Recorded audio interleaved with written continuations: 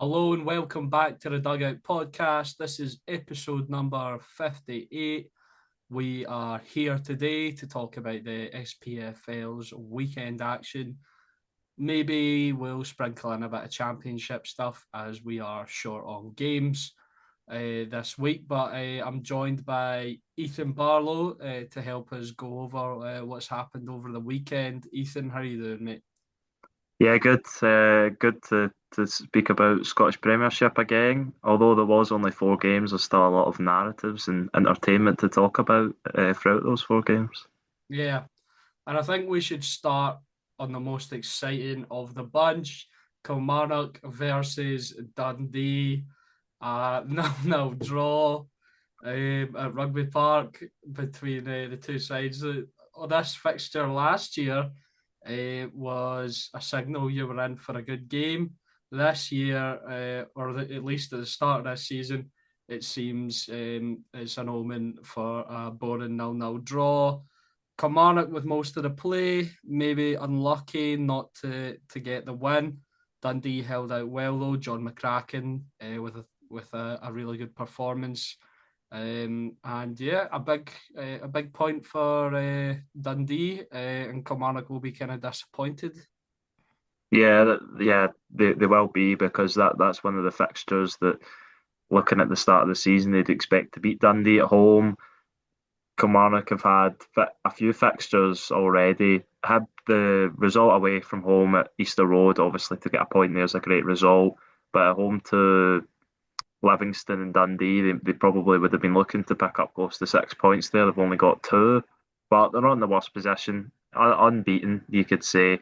And yeah, looking at the stats, it looked like they definitely had a right to say they could have won on the day. They had more shots, more possession. They forced John McCracken at a few saves, and on my app here it says he was the best player on the pitch, so that probably sums it up. But Dundee defended well again, back to back draws for them. So step in the right direction after their horrific opening day performance against Hibs. Yeah, yeah, definitely. And I think they're starting to show that maybe they weren't as poor as we initially thought. They're organised. They can defend well, and it looks like Stephen Presley is slowly gaining the confidence of his players, and perhaps within time he'll get the supporters on side. Yeah, and that's the thing. I think I made the point. He did have a really short squad of the mark of what you need in the Scottish Premiership, but he's got a few signings in now. Jan Danda made his debut at the weekend. I think he'll be a good signing over time, and they just signed someone else today actually.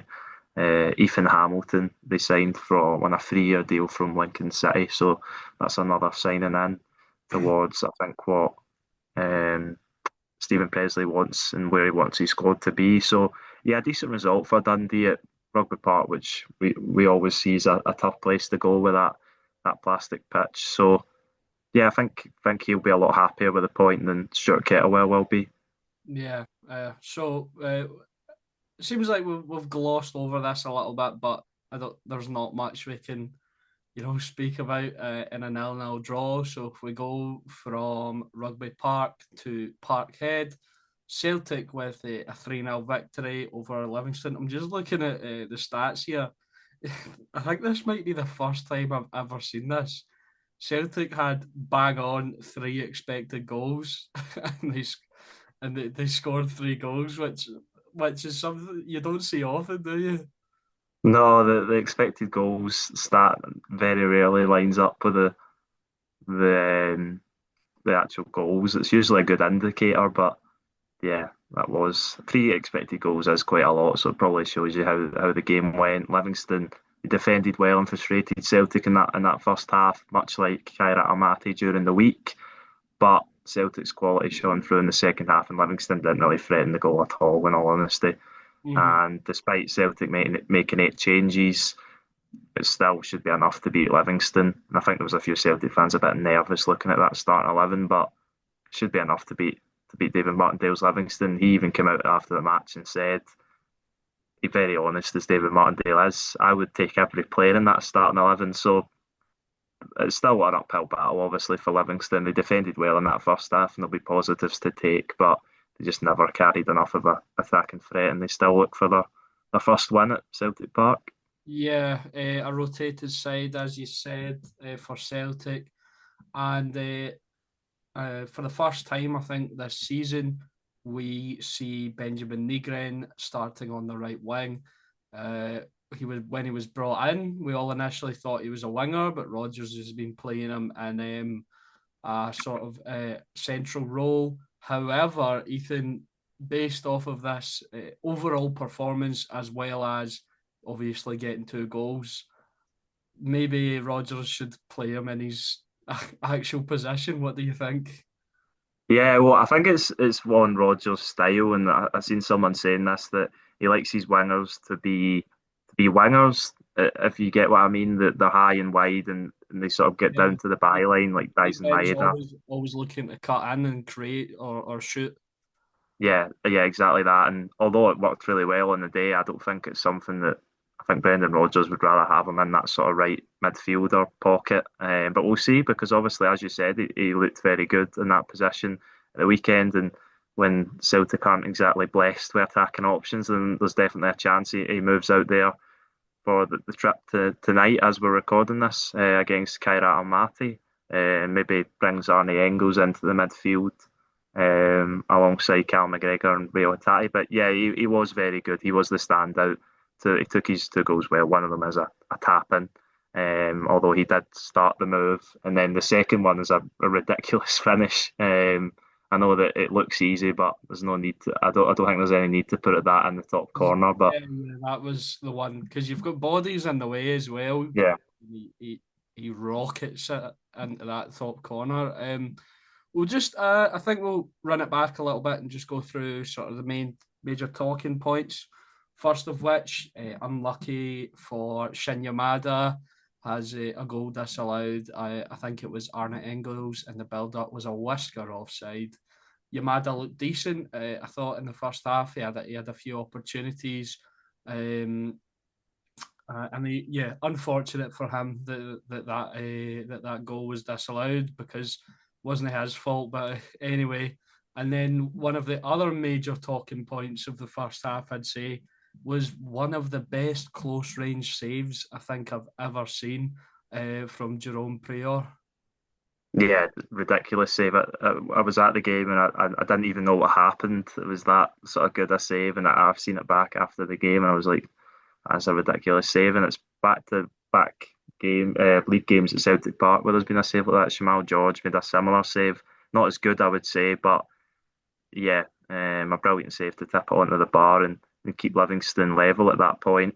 Yeah, You and maybe the could, crowd, see from watching the highlights as well, the crowd thought it was in because you heard like the cheering, and then there was like continuous cheering. Then there was a bit of like, oh, that's not gone in. You know yeah, what I mean. So I think that just shows how close it was and how good the save was, and from close range hitting it up and back off the bar like that. yeah, exactly that. And you could maybe say Yang should do better with a header, but that's just a ridiculous save.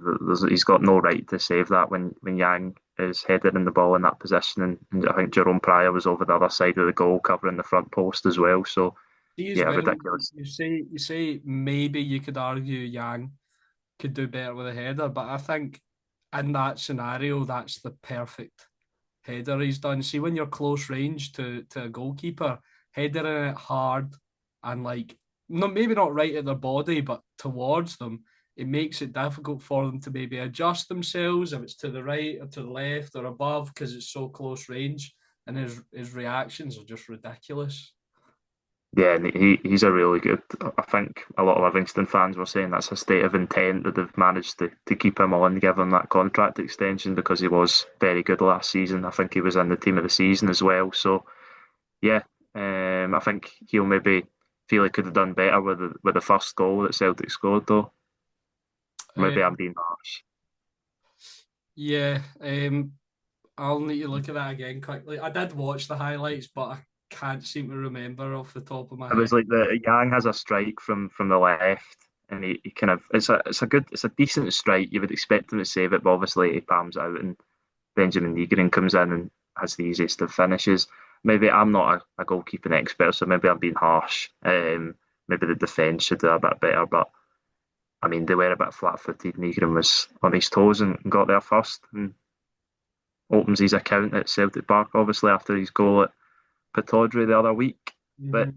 yeah, I was just going to talk about the some of the players who came in because he did make a lot of changes. Obviously, a forced at right back, Ralston comes in. He was solid enough. Dane Murray starting again. Was impressive against Falkirk, impressed again. And I think he's going to be a big part of the Celtic squad this season.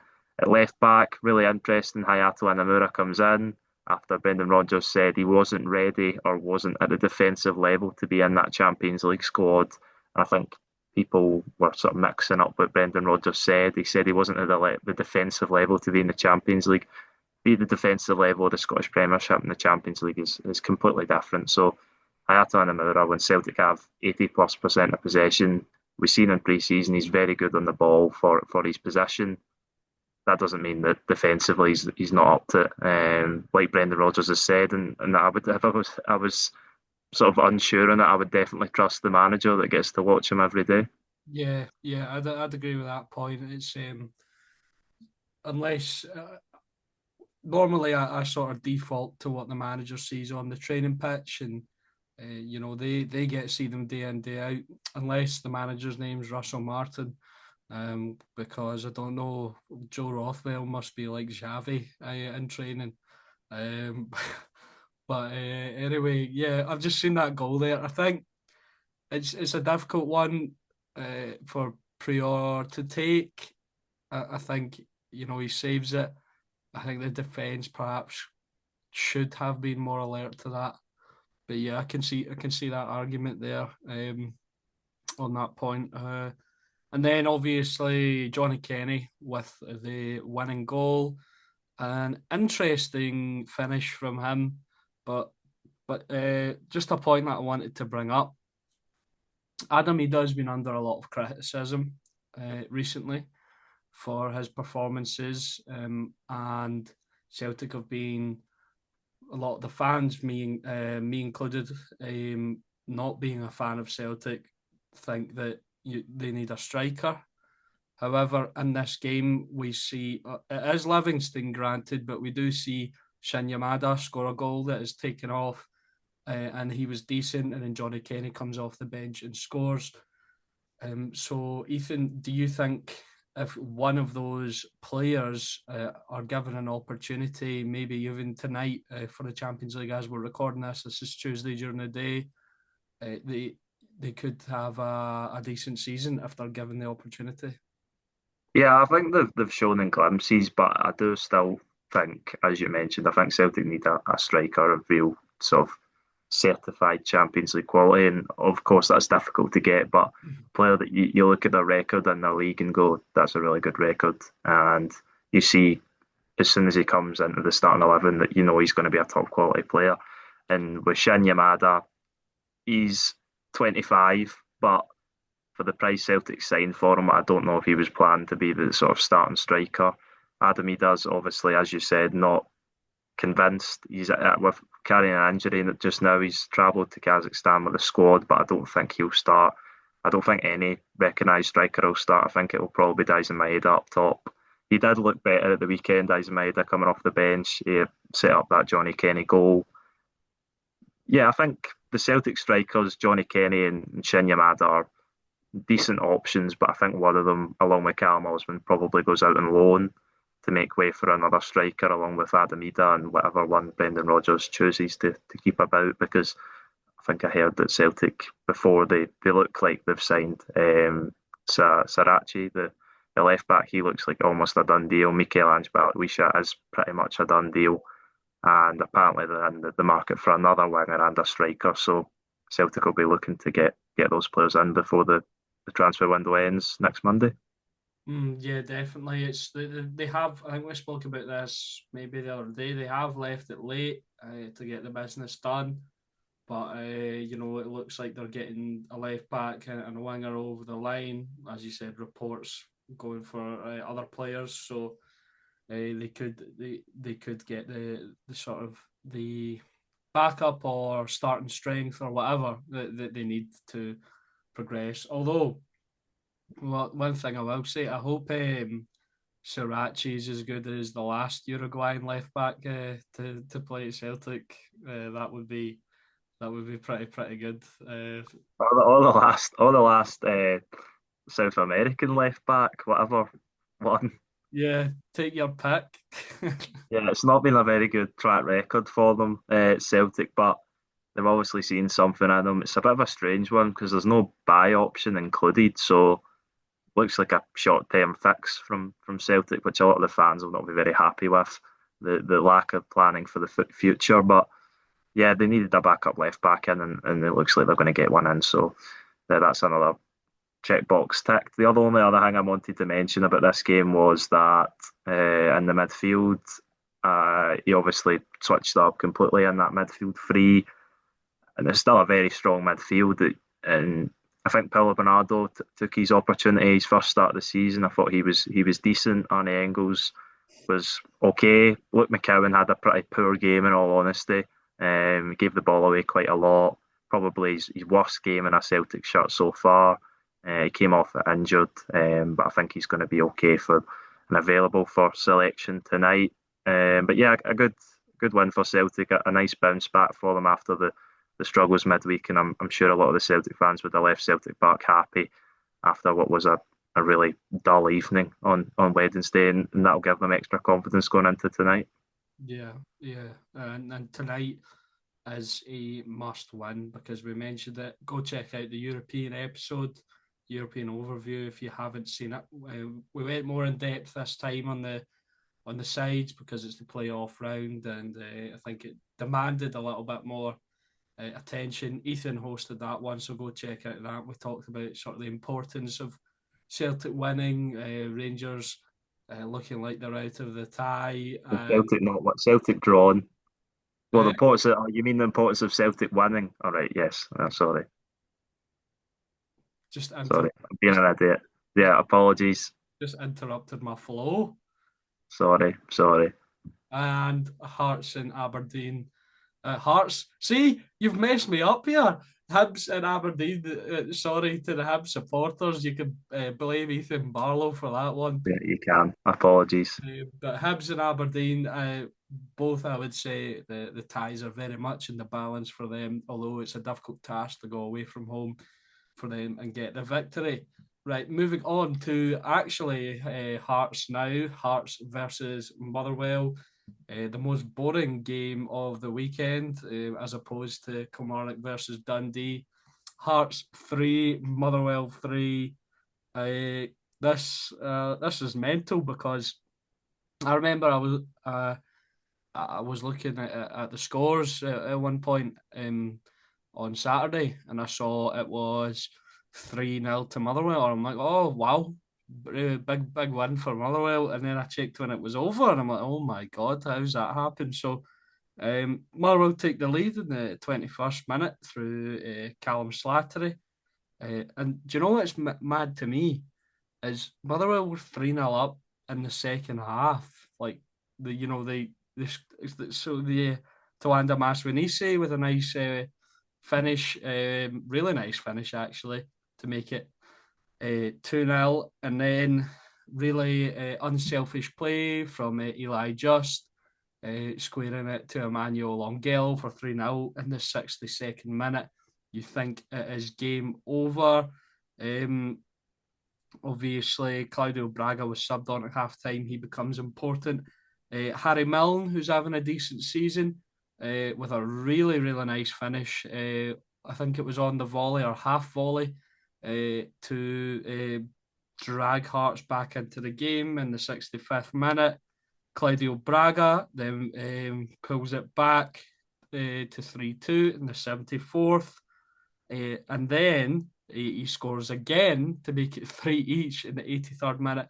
And Hearts actually could have gone on to win this game. They were really pushing. Unfortunately, they didn't. But Ethan, this was a great game, and I think this will go down as one of the, you know how you get those like flashback videos on like YouTube, and it's like SPFL Classic or whatever. This will go down as one of them. Yeah, definitely. The early game of the season contender, definitely. I would agree with you. And yeah, just Motherwell, brilliant performance in the opening hour to go 3-0 up at one of the toughest grounds in the Premiership against a really on form Hearts team. I know they lost to St Mirren in the League Cup, but in the league certainly they've been really on form. But Hearts, the resilience, and we've seen them come from behind already this season in the league, and they've done it again to a greater extent. And some really good goals in the game. The Harry Milne one, as you said, a brilliant strike. He nearly scored an absolute cracker against Aberdeen on the opening day, opening night, as that game was. And then Claudio Braga comes on, and that's the strength and depth Hearts have got. All Four we striking options. need is Claudio Braga. Yeah, all they did need was Claudio Braga. They'd started him, they might have won the game. No, that's taking a lot away from Motherwell. But the striking options, Lawrence Shankland, James Wilson, Claudio Braga, Elton Kabangu. That's four brilliant striker options for Hearts. And I seen I spoke to a Hearts fan and he said that he thinks Lawrence Shankland shouldn't start their next match because he's been poor, and he would bring Claudio Braga and I'd imagine James Wilson in Yeah, well, for. I think well, form on. Oh, that is also something that we maybe need to talk about today. That's just sparked my memory there. Scotland squad's out. Yeah, yeah, So, we could talk but about yeah, that. I was gonna say something about. I think it would suggest that Shankland's been in poor form. That his Edinburgh Scottish counterpart has received a call up, Kieran Bowie. However, Steve Clarke doesn't always take form into account, so that's not that wasn't a really valid argument there. Yeah, yeah, he definitely doesn't. He's got his favourites, as we know, and whether we get onto that in this episode or a separate one, then yeah, we'll definitely discuss the Scotland squad because that is. I mean, it's not too interesting, but there is a few interesting talking points in there. But no, Hearts are in a really good place squad wise, and that's why they're able to drag themselves back into these games like they did at Tannadice. And for Motherwell, they'll be kicking themselves. They would have taken a point going to Tynecastle, but the fact they were 3-0 up just after the hour mark and playing excellent football. I'm really looking forward to seeing Motherwell in that full 90-minute game. Because yeah, some of the stuff I've heard, I've got some quotes here. Um, this is from Peter Martin said this on PLZ Soccer. I witnessed the best football I've seen out with Celtic at the Allianz Arena. This Motherwell side are magnificent. It's pretty high praise, and a lot of the Hearts fans were saying it's the best performance by a non-Old Firm team that they've seen at Tynecastle for a long, long time. So that's the kind of praise that James Berfalasco's side's getting after only 3 league games. And despite the praise that they've only got 3 points from 3, and they'll feel very hard done by that it's fell that way. But yeah, a disappointing last half an hour because the game and the 3 points was in their hands, as you referred to. Mm, definitely. So, unless you've got anything else to mention about this game, I think we should wrap it up for the. I was just gonna mention Elijah Just. I think he was the standout for Motherwell, and he's getting a lot of plaudits. I know he's been good for me in a few career modes, but I didn't know if it was going to turn out quite this way at Motherwell. But obviously has. He looks like an excellent signing. But most of Motherwell signings look excellent, so no surprise there. But yeah, massive point. Massive point for each team. I think Motherwell would have taken it going into the game. Hearts certainly would have taken it looking after the hour mark. And yeah, a really good advert for Scottish football again. Okay, so that'll do it for today's episode of the Dugout. We go over to St Mirren Park. St Mirren 1, Rangers 1. Russell Martin is the first Rangers manager since 1989 to not win his opening 3 league games. He has the worst start of any Rangers manager in history in the open 8 competitive matches that he's So managed. not 9. Well, whatever, who cares? Worst start of Let any me double check. Rangers manager in history. Um, and yeah, this, and it seems like we'll talk. I think we'll talk about some other off the pitch issues after we've spoke through the game, but things just keep getting worse and worse for Rangers. And St Mirren, maybe, I don't know, they might feel a bit hard done by, but I think they did drop off a bit in the second half. So we'll go through it. St Mirren with a few chances. They were all over Rangers. Rangers just slow, not moving the ball quick enough. That's one of my main issues this season. You'll hear, if you want to hear a funny rant, go check out yesterday's European episode, like I mentioned. And yeah, Rangers just slow, lethargic, not doing anything with the ball. And St Mirren took every opportunity that they could. They were aggressive, and eventually they get their rewards. The back line parting like the Red Sea once again. And Jonah Ayunga gives St Mirren the opening goal. It goes into half time, 1-0. And before the half, Shamal George makes a really, really good save. Telo Asgar from close range. It sort of bobbles up over George and he claws it back to keep it out the goal. So, yeah, really, really good save from him. Goes into halftime 1-0. Russell Martin makes quite a few changes the shape. Rangers start creating some chances, but they were relying once again on an 18-year-old who came through the academy to, sort of dig them out of a hole. He made it comfortable against Alloa, and then he scored the goal for the draw, Findlay Curtis, and a lot of people giving him a lot of credit, and rightfully so, because I think he's been one of the shining lights in what has been a dreadful start to the season. And he gets the goal, nice finish with the deflection of Kiana Bacchus just to take it away from Shamal George, and that is that. Rangers won, St Mirren won. Rangers with 3 points from their opening 3 games, 3 consecutive 1-1 draws. They sit 7th in the table, 6 points behind Celtic, going into the Old Firm, of course, this week. And yeah, it's not looking good, bruv.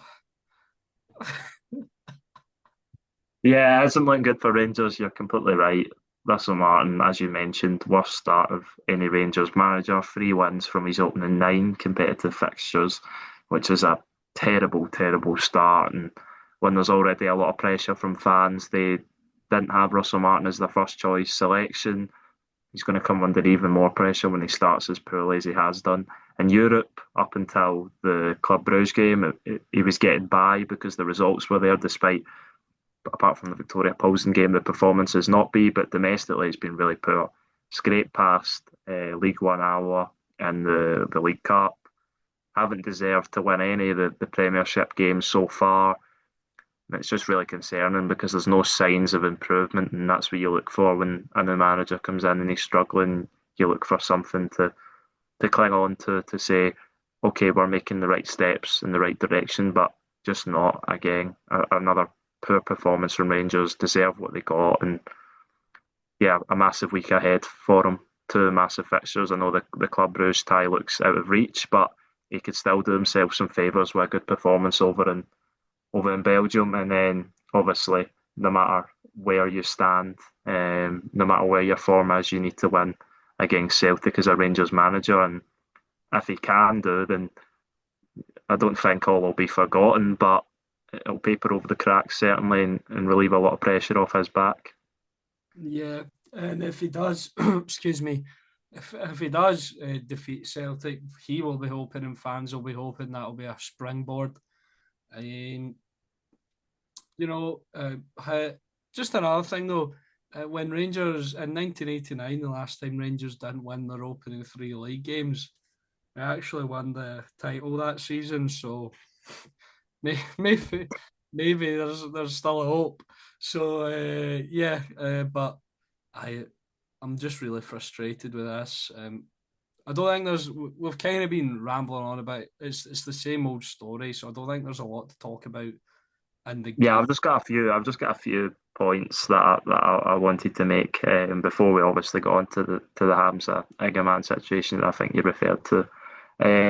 Just some of Russell Martin's post match sort of quotes would need to stop. Not direct quotes this one, but need to stop giving teams a lead at the start of the match. And you can completely agree with that. Rangers start slow again against Mirren, started slow against Club Brugge, and the game was already gone. He thanked the fans and understands their frustration, but he insisted the priority is getting the message of what he's looking for tactically across to the players. And what was the other points I wanted to make? Yeah, Joe Rothwell. You can tell me if I'm looking into these comments too much, but hopefully the results will start going our way. Is that what you want to hear from one of your players? Hopefully, I Well, think that to me, that you know that sounds like he thinks he's in the headspace that they've been good enough. yeah, You know what I mean? Which they haven't, especially him. He's like, was he off the ball? It's like having a man down in the midfield. On the ball, I think I've seen him play like three forward passes in his whole time. He just likes popping it off to Suter or Jiga or Fernandez or whoever's there. He looks up as if he's going to do something, does like a little sprint, and then just goes back. And, it's he's yeah, that I don't like that at all. It sounds like I said, as if he's under the impression that they have been good enough, and the performance levels, intensity, on the ball, just overall quality has been nowhere near. yeah, I would agree with that. And Finlay Curtis was the other player that was in the sort of Sky post-match interview, and as you said, he got the goal that drags a point out of the match from Rangers. He had another shot just after that, and got the fans sort of up and supporting the team to back the team to try and get that second goal. And there was a stat in at a point in the second half that he had more shots on target too than the whole rest of the Rangers squad. So yeah, I think I don't know what you think about this personally, but I'll get onto the point in a minute. But I don't know if you've seen, but during the midweek, he, despite not getting off the pitch against Club Brugge at Ibrox, he made time for some young fans after the game, and I seen him giving his boots to a young fan, and I think that shows a lot of Finlay Curtis's attitude at Rangers. And Neil McCann and Billy Dodds have spoke a lot about him, and he's got a sort of You his attitude think is you would think Neil McCann is he's like the second father or something yeah, every time he's on the commentary. He yeah, and sounds so proud of him. yeah, that they speak so highly of him, and that he has such a great attitude, a second to none attitude at Rangers, and that's why I imagine that he'll thrive eventually at Ibrox. Gets the goal, and from what Oliver Antman has been putting in, the last two performances have been poor after a good start, and Mikey Moore hasn't. He's been okay, but he hasn't exactly sort of set it alight. I think Finlay Curtis deserves to start the match on Wednesday, and that might be a controversial opinion, but I'd agree with that. I'd agree with yeah, that. They've not Mikey Moore. I think he's still getting a bit up to speed. Ant Man has been anonymous. You know, since that kind of opening game that he had, where he was absolutely electric, and he's kind of disappeared. He did have a shot in this game that was saved pretty well, I think, but other than that, he didn't really impact it. So yeah, give him the chance because he's got 3 goals in all competitions this season so far. Yeah, I think he was a striker during his youth days, so he clearly knows where the goal is. He's got a good finish, good strike on him. So I give him the opportunity, I'd say. Yeah, and I think I didn't really make the point when I said it at the time, but when the team's playing so poorly as it was the other night against Club Brugge, and you don't even get off the bench, I think it would be easy for him to sort of throw his toys at the pram. But he's there. Obviously, he's a Rangers fan, and he's shown that he's got the right attitude to be a big player be a big player at the club. And yeah, I think he deserves to start. And I think the only thing we're left to touch on is probably the Hamza Igamane situation. Yeah, just quickly before we take a little break and then move on to that. Um, Talking about a good attitude, that's music to my ears and Rangers fans' ears because we've had a couple of wonder kids in the past tainted by bad attitude. Kai Kennedy and Alex Lowry are big examples of that. So I'm glad to all the things I'm hearing is that Finlay Curtis has the right attitude. Now we're moving on after a quick break to the major talking point around Rangers, apart from their dreadful form. Uh, After the game on Sunday, Russell Martin was asked about Hamza Igamane. He said Hamza was fine, trained during the week, warmed up, and then when it came to him coming on in the 60th minute, he said he was injured. Also, Russell Martin mentioned they had a bid rejected for him during the week, which has led us all to believe that Hamza Igamane refused to come on. He was not injured, and he is trying to force a move out of the club. Russell Martin seemed pretty unhappy with Igamane in that scenario there, and understandably, and it looks like he wasn't actually injured because he didn't train, but he's understood. He didn't train today, but he's understood not to actually be injured. And Lille are coming back for him. It's been no secret that we think he wants to move to Lille, but Ethan, the way he's handled this is really poor. Yeah, you'd never like to see that for players at clubs. It's just obviously we're seeing it massively to one of the greatest extents maybe ever. With Alexander Isak looking like he's trying to force a move out of Newcastle at the moment.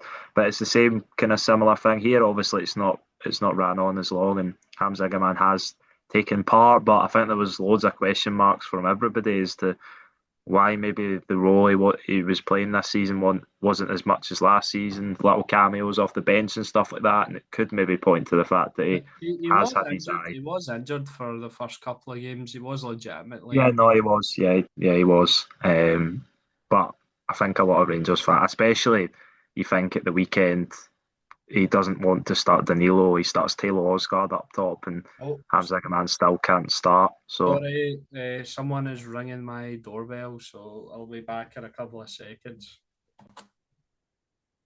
I think Sorry, the sorry for that, there, Ethan. We'll just continue on at this. Yeah, and I think the telling sign for the situation with Hamza Igamane before we've probably been provided a lot more context today as we're recording this was Russell Martin's comments after the match.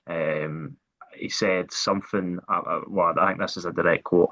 I don't know what the Hamza situation will be after today. I don't know what the Cyril situation is. So he was working hard to get back fit. So there's a difference there. So he's pretty much saying that Cyril Dessers has been working hard to get back fit and available for selection for the Rangers squad, and therefore I would have to suggest that he's saying Hamza Igamane has not been working his hardest to help that Rangers squad. He also said when talking about the bids, because these two players are obviously the ones that we know have received bids. He said Cyril's been really honest about all of that. Again, I think sort of pointing the finger that maybe Hamza Igamane hasn't been. And then Chris Boyd, when he heard it after heard the Russell Martin's comments, he said, "Drive him to the airport. See you later." And I think after what we've heard today, a lot of the Rangers fans are of the same opinion. Yeah, and it's a real shame because he's developed into a fan favourite, and the fans have a song for him. But he's what we spoke about earlier, the exact opposite of Findlay Curtis. He's displayed a bad attitude, and he's tarnished his time at the club and his relationship with the supporters. And if he does move on, usually Ethan, I don't know about you, but if at Celtic and Rangers, you're prepared, because it's a reality that our clubs are stepping stones. So if they get a move elsewhere, you're happy for the money, and then you'll maybe follow the player, and hope that they do well. I've got a little soft spot for Fulham because of Calvin Bassey. I've enjoyed watching his sort of growth and developing into a really top level Premier League centre back. But when a player leaves a club like this, there won't be that kind of support, especially from me. Either it's really sort of soured my opinion of him. Yeah, and definitely that's a fair point because it harms his valuation as well. Other clubs look at it and go, "Oh, he looks a bit unsettled there. He looks like he wants a move. We can sort of lowball this club because ultimately they need to sell now." Hamza Igaman's put Rangers in a position where he's never going to play for the football club again, and he's going to be sold for less than what he maybe would have been if he was playing. And his attitude was to play for Rangers because that's the club that he plays for at the moment. But yeah, that happens in football nowadays. That players force their moves, agents tell players to force their moves, and unfortunately for Rangers, there's really not much you can do about it, and they'll just need to take what they can get for Hamza Igamane, and Russell Martin will be hoping that he can reinvest that in the squad before the window shuts on Monday. As well, the way he's been acting, um, it's as if he's scored 30 goals or something last season. And I mean, he had a decent season, but I think he scored 13, which is fine, and he has displayed quality. But I think, he's acting as if he's the main man, and he's not the best player in that team. So, that's it displays another poor level of attitude, maybe an inflated ego, from him. Also, as well, we speak about attitude. It might deter some clubs as well, because what happens if he goes? Say he goes. I think two of the clubs that have been mentioned have been Feyenoord and Lille. Say he goes to one of them and has a good season, or a good season or two, and then a Premier League club is interested in him. It's going to down tools again, um, and not pretend to be injured and do all that to force a move there. So it could be detrimental to him because I think it's overlooked a lot that managers do look at attitude and sort of the way you carry yourself as a person, not just your ability on the pitch. Yeah, and I think one manager that comes to mind when you said that is Ange Postecoglou. I think his philosophy is a lot around that, and if a player's attitude's not right, they maybe force them out at their previous club, then you can't feel sorry for yourself if they come and do it at your club, especially Hamza Igamane, who's obviously still really young. There's still a lot of development possibly there. And as you said, if he goes to Lille or Feyenoord, I think of the other club that were rumoured, then he goes there and performs well, then there is another stepping stone to another level, which is the Premier League, obviously. And you can't be surprised if he does the same thing. So, yeah, some clubs and managers and owners maybe are sort of put off a little bit, but I think the fact that they're able to get him probably a lot cheaper, not a lot cheaper, but slightly cheaper than if he was playing for Rangers and was their main man this season, then I think clubs will still be interested. And Rangers will still get a really good fee and a really good turnover for what they paid for him just last summer. I think it was about £1 million that Rangers paid for Hamza Igamane. They were earlier in the window. I think Rangers were holding out for around 15 million. However, the most recent report says Lille are prepared to pay 9, rising to 12 with add-ons, which would still be a decent fee, but that is a considerable, knockdown. I think Lille see an opportunity here because the player wants out, and Rangers are in kind of a rock and a hard place. Yeah, exactly that. The Rangers don't really have any power at all, and that's always the difficult point when you've got a great asset like Hamza Igamane, who I imagine is under a lengthy contract, and all the power's in Rangers' hands until he gets frustrated at maybe the club rejecting a bid, like Russell Martin said they did. So, and then he throws the toys at the pram, and you can't do anything about it.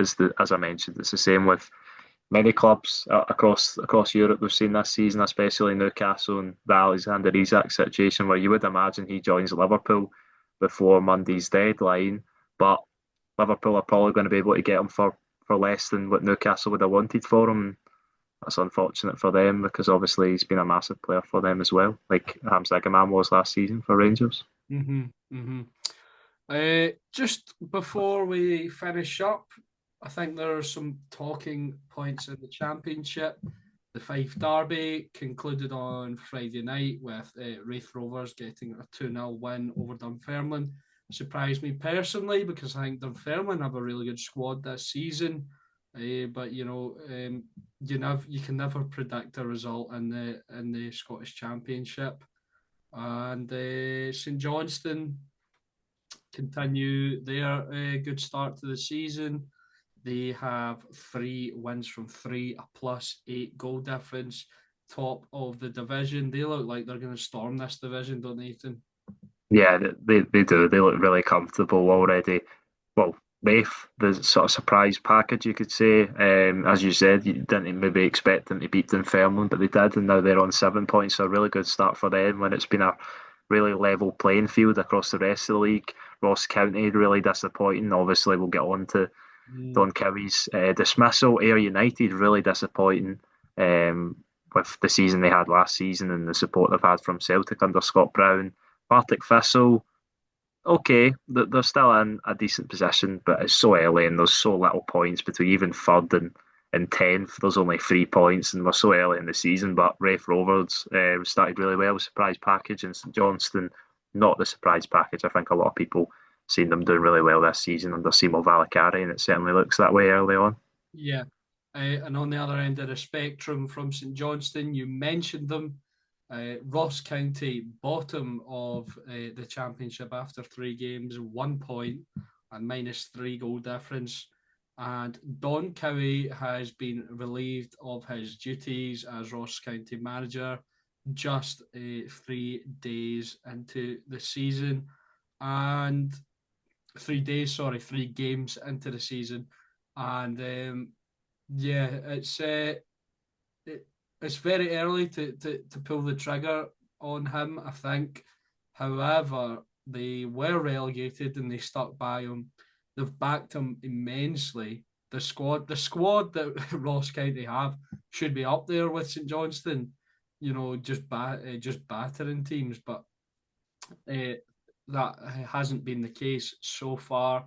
And yeah, Don Cowie has been proven to be the fraud I knew he was all along. Yeah, yeah, maybe he did. But yeah, I'm just looking back to the end of last Sorry, season as that well. was a bit harsh, a bit harsh there. Yeah, Obviously, possibly. But no, you did. you never want to see a man lose his job. I'm not taking delight in the fact that he's been sacked or anything like that. I just had reservations about him for a while. Yeah, and in all fairness, it carried in from the end of last season as well. Ross County were really poor. Obviously, lose the playoff to Livingston. They've not won. If you include those 2 playoff games, they'll start to this championship season and at the end of the Premiership season last campaign. They've not won in the last 14 of those games, so a really poor run, and you can see why he's been dismissed with the backing and the squad that he has at his disposal, as you said, and you do imagine whoever comes in permanently, I think they've hired a caretaker, I believe, at the moment. That they'll be able to turn that round and compete for the playoffs, where Ross County probably should be, where the squad sits and where they financially sit. The other interesting Sorry, point in the law. Sorry, John on you go.